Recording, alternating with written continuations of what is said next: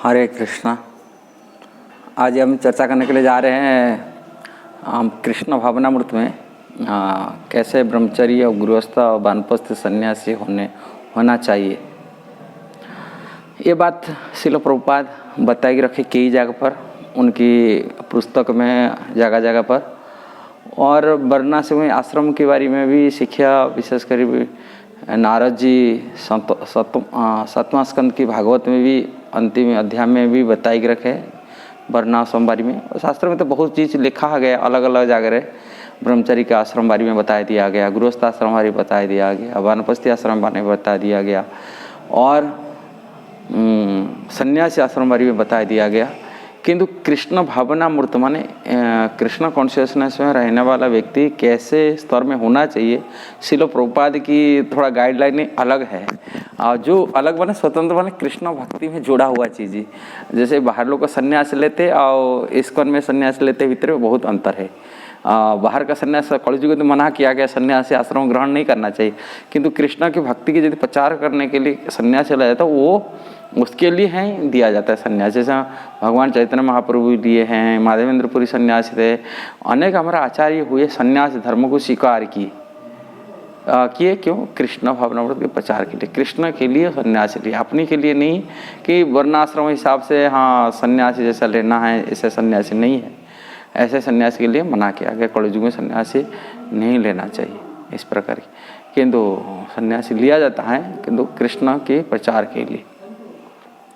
हमारा कहने का है, हम वर्णाश्रम एक एक भी बताने के लिए चाहते। जरूर ये बहुत अच्छा ज़रूरत बात है, हम लोग समाज को बताने के लिए, शिक्षा देने के लिए, समाज की स्थिति जानकारी लेने के लिए, और इसको ज़रूर शेयर करिए। मैं तो चाहता हूँ जैसे आप लोग को ये कृष्ण के प्रचार के लिए, कृष्ण की बात संदेश दूसरों को पहुँचाने के लिए शेयर करेंगे तो, सब्सक्राइब करेंगे तो निश्चित ज़रूर समाज की शिक्षा मिले, समाज की कृष्ण भक्ति के लिए प्रचार प्रसार हो सकता है इसी कारण से।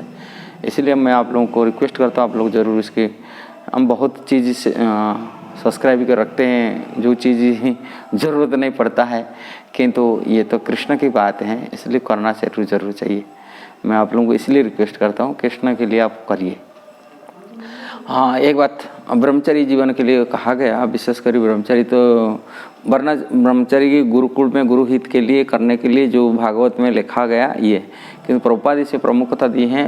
ब्रह्मचर्य को हमेशा एक सन्यासी की अंडर रह के सेवा करे कृष्ण भक्ति, तभी तो उनका प्रगति कर सकते हैं, आध्यात्मिक प्रगति सन्यासी अंडर में।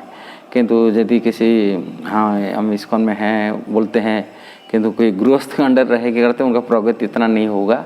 गृहस्थी अंडर रहने से अपने जीवन की इतना आध्यात्मिक प्रगति हम नहीं कर पाएंगे। हम एक आदर्श व्यक्ति का अनुसरण करना वो चीज़ प्राप्ति नहीं कर पाएंगे यदि गृहस्थी के अंडर रह की सेवा करते हैं, कि गृहस्थी के अंडर रह के ये करते हैं। किंतु ये चीज़ को हमेशा सन्यासी की गाइड में यदि हम रहते हैं, कोई ब्रह्मचर्य, तो किसी आध्यात्मिक प्रगति और विरक्ति की पैदा हो सकता है। गृहस्थ से विरक्ति पैदा नहीं हो सकता है, सीख नहीं सकते। विरक्ति होना कि आगे आध्यात्मिक प्रगति करना, सन्यासी के अंडर रहने के लिए प्रभुपाद सलाह दिए एक ब्रह्मचारी को हमेशा सन्यासी के अंडर रह के काम करे, जिससे उनका आध्यात्मिक प्रगति हो सकता है, वो आध्यात्मिक शिक्षा प्राप्ति कर सकते हैं, उनसे कुछ आदर्शता मिल सकता है। तभी ब्रह्मचर्य जीवन में सुरक्षित होगा, ब्रह्मचर्य जीवन सुरक्षित होगा और आगे उनका विकास हो सकता है यदि सन्यासी के अंडर रह के जो कोई ब्रह्मचर्य जीवन बिताता है। ये प्रभुपाद ब्रह्मचारी लाइफ में एक शिक्षा की लाइफ है, किंतु इस्कॉन में तो ब्रह्मचारी लाइफ समाज में आजकल जो ब्रह्मचारी लाइफ है, स्टूडेंट लाइफ कहा जाता है, वो को उनको तो गाइड कुछ नहीं मिलता, स्कूल कॉलेज में कोई शिक्षा नहीं मिलता। किंतु इस्कॉन में जो रहते हैं अति कम से कम उनको गाइड, ब्रह्मचारी है कोई स्टूडेंट हो, उनको हमेशा सन्यासी से गाइड लेना चाहिए, सन्यासी से शिक्षा प्राप्ति करना चाहिए, जिससे कि आदर्श व्यक्ति से अनुप्राणित होकर अपने जीवन को आदर्श बना सकता है। ये होना चाहिए। यदि वो ब्रह्मचारी यदि गृहस्थ के अंडर एक कार्य करता है, वो आदर्श सीख नहीं पाता है, उनके आध्यात्मिक प्रगति इतना नहीं हो पाएगा।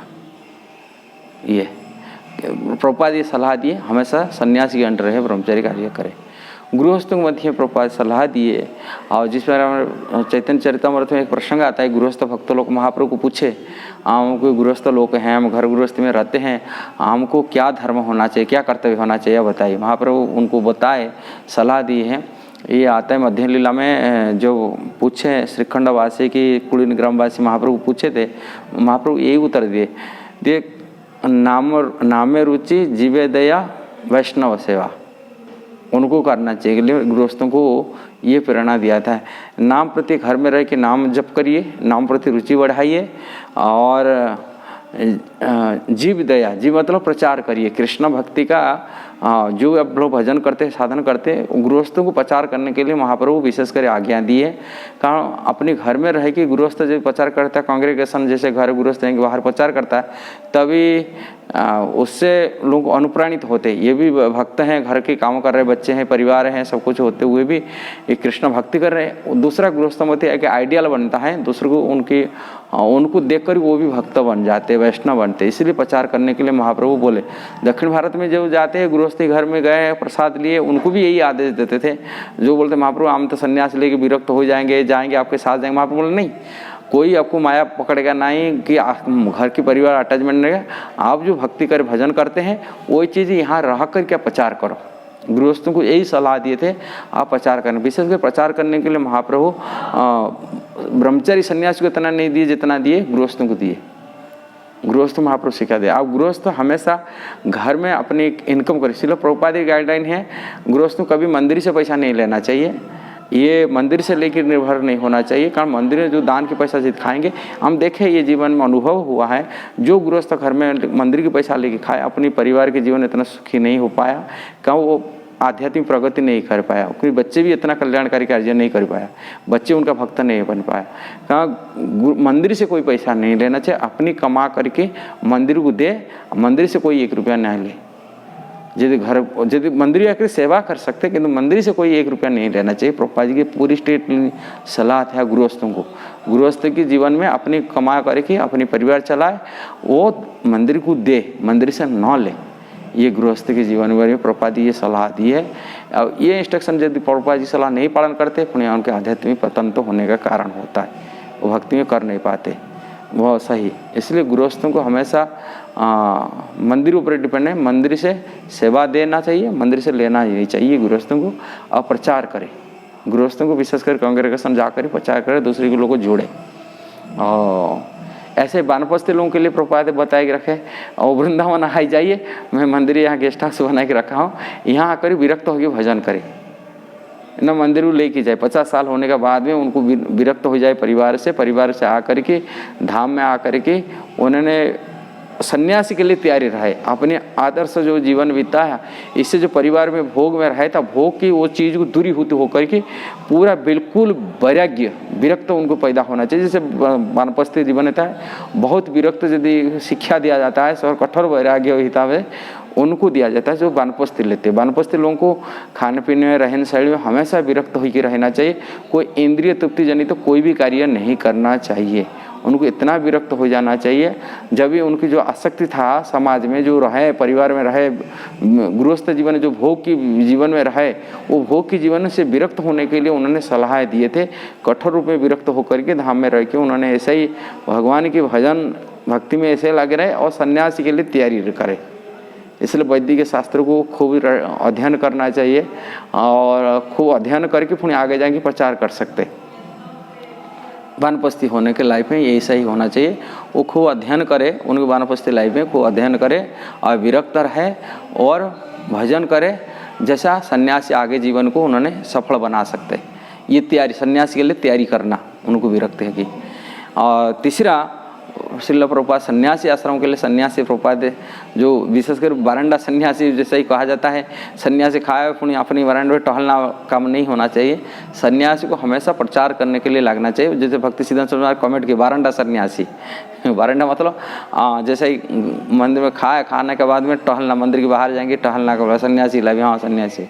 ऐसे सन्यासी को पूरी विरक्त होकर केवल प्रचार में हमेशा 24 घंटा कृष्ण की सेवा में लगाई देना चाहिए सन्यासी को। विशेषकर प्रचार सेवा के लिए उन्होंने बोली के रखे। प्रचार के लिए महाप्रभु के लिए प्रचार के लिए सन्यासी लिए थे, और कि सन्यासी को हमें प्रचार में हमेशा लगाई रखना चाहिए, ना उन सन्यासी को मैनेजमेंट पे घुसना चाहिए, मैनेजमेंट करना चाहिए। ये सब चीज़ प्रभुपाद पर मुख्य उद्देश्य जो संस्था की प्रभुपाद जी की था सन्यासी के प्रचार, वो आदर्श व्यक्ति ऐसा प्रचार कार्य करे और उनको अनुप्राणित हुए दूसरा भक्त देख करके उनको ये करे। सन्यासी सबसे टॉप क्लास की आश्रम होता है, सर्वोच्च आश्रम होता है और उसकी अनुसरण तीनों आश्रम करता है, उनकी गाइडेंस लेता है, उन्हें सिखा। वो आचरण ऐसे ही होता है, प्रचार जो करेगा उनका आचरण ऐसा ही होना चाहिए, दूसरा देखकर प्रभाव पड़े उनके अंदर, उनके अंदर वैराग्य, उनके अंदर ज्ञान, उनकी जीवन शैली, उनके आचरण, उनकी व्यवहार, पूरे समाज उसको निर्भर करता है। इसलिए सन्यासी ऊपर को थोड़ा से सबसे महत्वपूर्ण आश्रम सन्यासी के आश्रम है, सर्वश्रेष्ठ आश्रम है।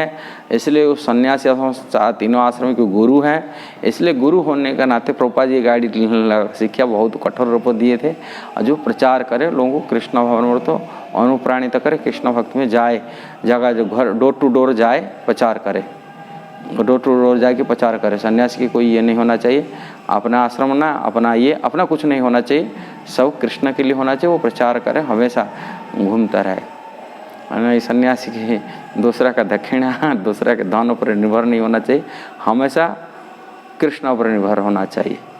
इसलिए प्रभुपाद आदर्श सन्यासी वारी में ये बताए रखे।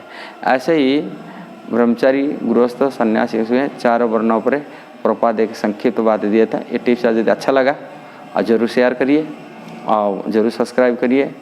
और हरे कृष्ण, जय श्री प्रभुपाद की जय।